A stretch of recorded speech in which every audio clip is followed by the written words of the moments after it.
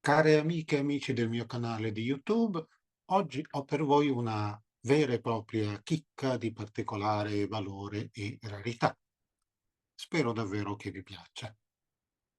Dal 1984 al 2022 il giornalista, ufologo e scrittore spagnolo Juan José Benítez López, noto come JJ Benítez, ha dato alle stampe una serie di 12 volumi intitolati Operazione Cavallo di Troia, nel titolo originale spagnolo semplicemente Cavallo de Troia, in cui si narra la fantascientifica e improbabile storia di alcuni viaggi nel tempo compiuti da due ufficiali dell'aviazione statunitense che nei primi anni 70 avrebbero viaggiato e soggiornato nella Palestina dei tempi di Gesù, arrivando perfino a conoscere lui, i suoi familiari e i suoi discepoli, nonché alcuni dei più controversi personaggi citati nei Vangeli, Caifa, Ponzio Pilato, eccetera. All'uscita, il primo volume venne presentato come un semplice romanzo testimoniale, cioè un'opera di pura fantasia nella quale l'autore fingerebbe di avere fra le mani il diario di uno dei viaggiatori del tempo, il cui nome rimane rigorosamente segreto, riferendosi adesso col semplice appellativo di Maggiore. Ma già all'uscita del secondo o del terzo volume, considerato il boom editoriale di quest'opera, che conobbe subito un grandissimo successo e fu tradotto in diverse lingue, l'autore chiese e ottenne di ritirare la prima edizione del primo volume, ripubblicandolo subito dopo con una nuova presentazione. Questa volta Benitez asseriva che era tutto vero, che il fantomatico Maggiore aveva davvero consegnato un diario il quale dettagliava un vero viaggio nel tempo e che lui, JJ, lo aveva soltanto romanzato un po'. Da allora Benitez ha sempre confermato questa seconda versione dei fatti, assicurando che nemmeno un premio Nobel della letteratura sarebbe stato capace di ricostruire così in dettaglio tutti gli aspetti socioculturali, religiosi, linguistici e caratteriali della vita quotidiana di Cristo, creando dal nulla migliaia e migliaia di pagine contenenti anche numerosi discorsi inediti del Rabbì di Nazareth.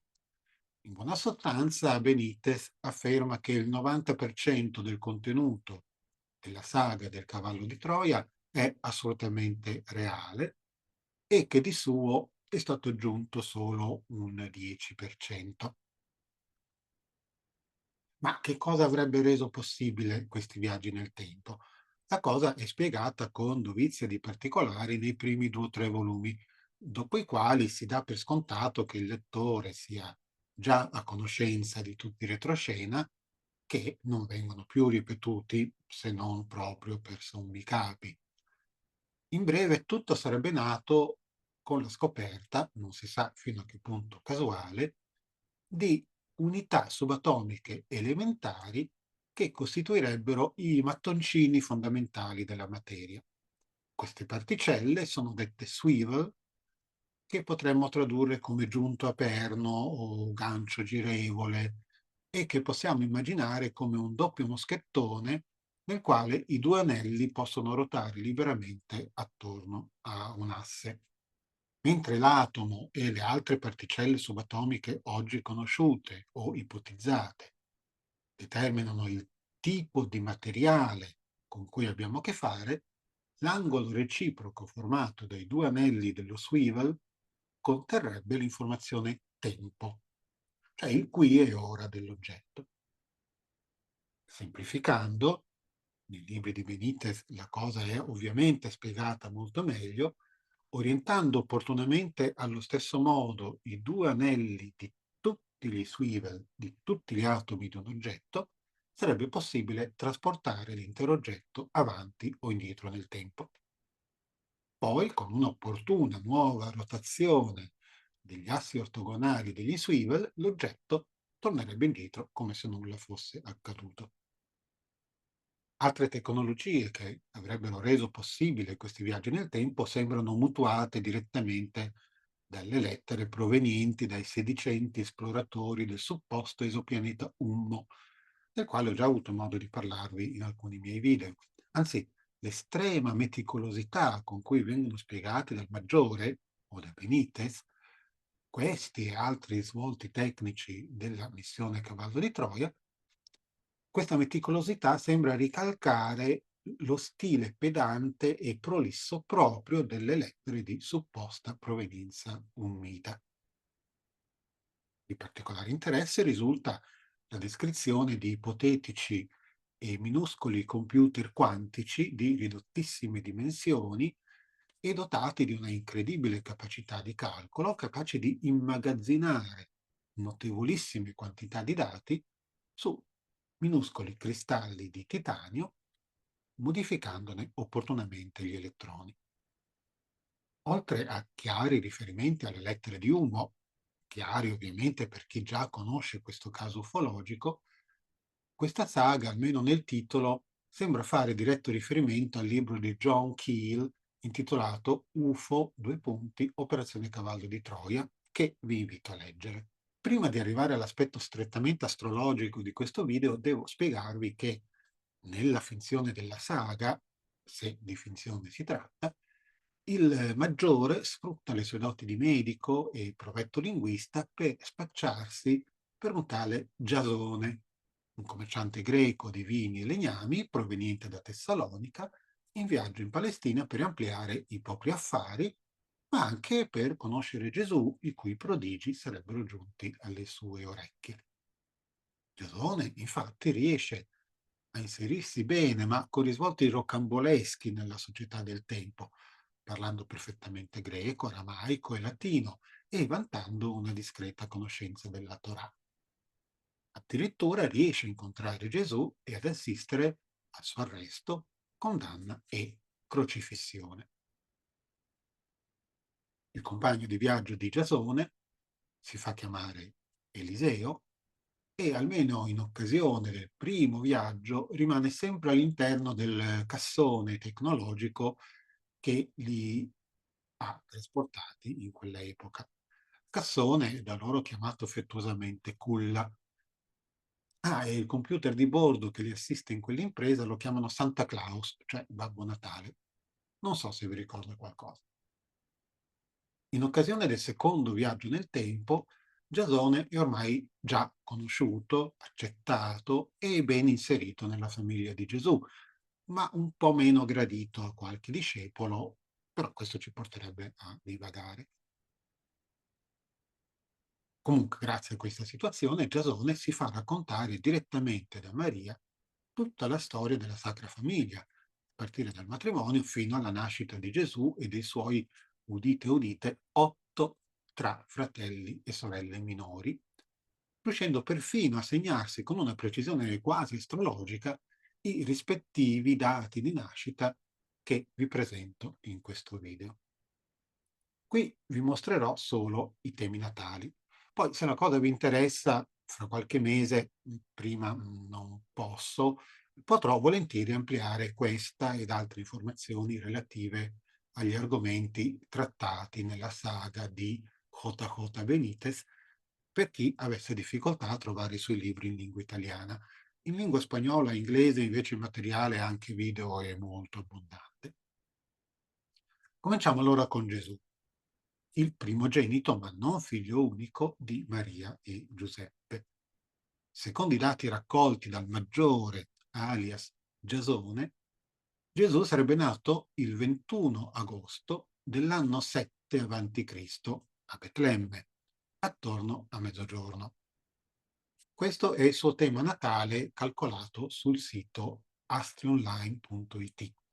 Ma vi chiedo di verificarlo e ricalcolarlo voi stessi sul sito o con il programma o con l'app che ritenete più affidabile, anche perché non tutti i software sono in grado di gestire correttamente date così antiche. Se questo grafico è corretto, Gesù sarebbe dunque un leone col Sole al medio cielo, ascendente Scorpione e una Luna in Cancro in ottava casa. Da notare lo splendido aquilone formato dagli aspetti angolari principali. La congiunzione di Giove e Saturno in Pesci potrebbe forse essere stata scambiata per la famosa stella cometa che guidò i Re Magi fino a Betlemme. Ma su questo dettaglio il resoconto di Giasone, diciamo che racconta un'altra storia. Trovo piuttosto molto interessante la congiunzione di Marte con Nettuno e quella di Mercurio con Plutone. Ma il scopo di questo video è solo quello di presentarvi alcuni cieli di nascita, non quello di addentrarmi nella loro interpretazione, che lascio volentieri a voi. Potete tranquillamente sbizzarrirvi nei commenti qui sotto se volete. Per curiosità vi mostro anche il tema natale del cugino di Gesù, Giovanni il Battista, nato il 25 marzo dello stesso anno a Giudà, a 7 chilometri a sud di Gerusalemme. Purtroppo non sappiamo a che ora, per questo motivo il suo tema natale non è domificato.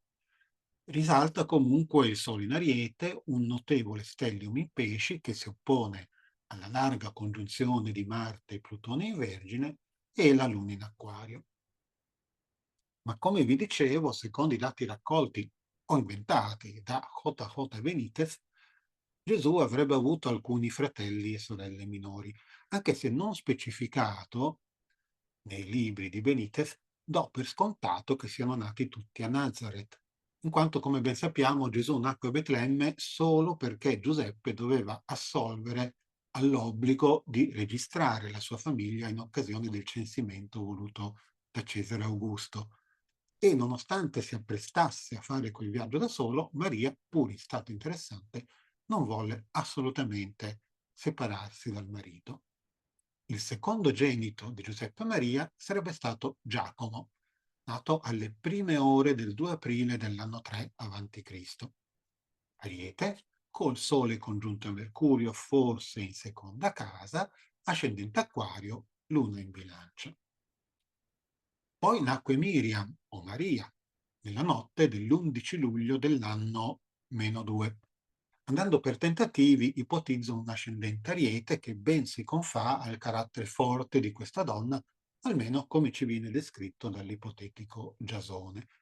Poi abbiamo Sole in Cancro, probabilmente in quarta casa, trigono alla congiunzione di Luna e Nettuno in Scorpione in ottava casa. E già qui potete notare come alcuni segni zodiacali si ripetono in questa famiglia, a conferma delle più comuni leggi della ereditarietà astrologica che vi accenno nel mio blog. Trovate il link in descrizione.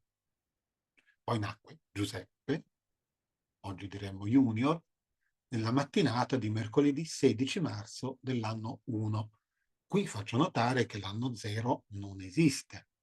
Dall'anno 1 avanti Cristo si entra subito nell'anno 1 della nostra era, che definiamo 1 dopo Cristo oppure anno domini 1. L'ora di nascita ovviamente è approssimativa, per cui prendete con le pinze la collocazione dei pianeti nelle case. Giuseppe sarebbe nato con l'ascendente Ariete, oppure Toro, e il Sole congiunto a Urano in Pesci, in 12ª o forse in 11ª casa. Luna in Ariete, forse sull'ascendente o forse in 12ª. Poi arrivò Simone nella notte di venerdì 14 aprile dell'anno 2, Sole in Ariete, forse in quarta casa, ipotizzo un ascendente Sagittario, e la Luna in Bilancia potrebbe trovarsi al medio cielo. Marta nacque il 15 settembre dell'anno 3, non sappiamo a che ora, altro tema non domificato da cui risalta un potente stellium a cavallo fra Vergine e Bilancia, nel quale il Sole si trova in Vergine e la Luna in Bilancia, stellium che si oppone a Urano in Ariete. Giuda fu il ribelle o la pecora nera della famiglia, che però lo stesso Gesù aiutò a trovare la propria strada nella vita. Questo Giuda, che ovviamente non ha nulla a che fare con il Giuda Iscariota che tradì il Maestro, nacque mercoledì 24 giugno dell'anno 5. Giasone aggiunse che fu un parto difficile per Maria, che per qualche tempo ne rimase fortemente debilitata. A seconda dell'ora di nascita il Sole si colloca in Gemelli o in Cancro, la Luna è in Gemelli in ogni caso. Amos nacque il 9 gennaio dell'anno 7 di notte, era una domenica. Capricorno, col Sole congiunto a Mercurio, Luna in Acquario congiunta a Venere. L'ultimogenita fu l'iperattiva e allegra Ruth o Ruth, che nacque nella notte di mercoledì 17 aprile dell'anno 9, orfana di padre, giacché Giuseppe, suo padre, era deceduto per un incidente sul lavoro qualche mese prima, precisamente nell'anno 8. E no, non era morto facendo il falegname, perché secondo i racconti di Benitez i suoi affari si erano allargati e fiorivano al punto da permettergli di creare una squadra di operai edili incaricata di innalzare case e altri edifici in Galilea. E appunto durante una di queste costruzioni cadde da un'impalcatura, se non ricordo male, e morì praticamente sul colpo. Ruth, di indole molto attiva e allegra, era l'ennesimo ariete di famiglia con una bella luna in gemelli congiunta a Giove. La mancanza dell'ora di nascita però non ci permette di dire di più sul suo tema natale. Ecco, da piccolo amavo fare la raccolta di figurine di argomenti vari e nelle edicole uscivano album con la dicitura per le vostre ricerche. Così io oggi vi fornisco questi dati per le vostre ricerche astrologiche. Fatene buon uso. Bene, amiche e amici, se questo video vi è piaciuto, non dimenticate di mettere un like, di iscrivervi al mio canale e di scrivere il vostro parere nei commenti qui sotto. A presto, spero.